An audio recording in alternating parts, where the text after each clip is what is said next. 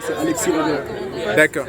Voilà, bonjour mesdames et messieurs, ici Lambert Kouassi. Je suis avec notre top leader de Validus. Il s'appelle M. Issa, un homme très bien cool. C'est un milliardaire qui est assis là. Voilà.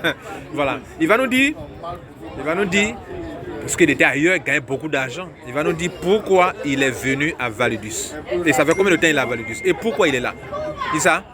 Bonjour à tous. Je te présente. Tout simplement, moi je suis venu chez Validus depuis le 14 février exactement.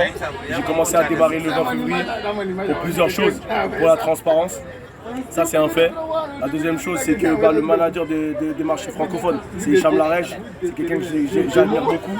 C'est quelqu'un qui m'a fait passer à un autre niveau. Et la troisième chose, la transparence.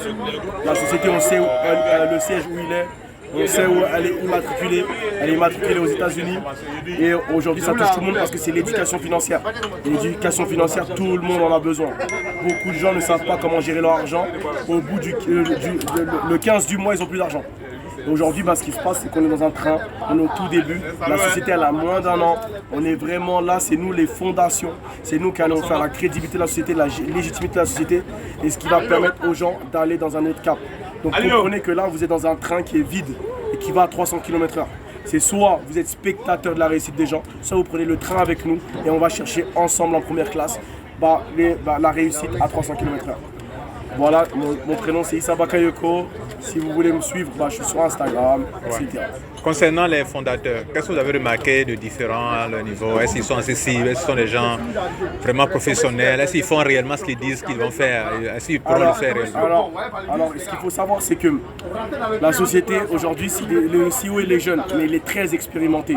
C'est des personnes qui sont des philanthropes, des personnes qui gagnent beaucoup d'argent et qui ont beaucoup d'humilité et beaucoup de transparence.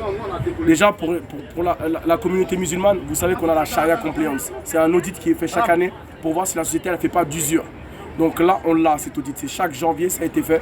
Donc ça, c'est important de le comprendre. La deuxième chose aussi, c'est que ces personnes-là, ils sont à proximité, ils sont à l'écoute des leaders pour améliorer les choses. La société n'est pas parfaite, mais c'est avec nous qu'elle va être parfaite. Et c'est ça qu'il faut comprendre.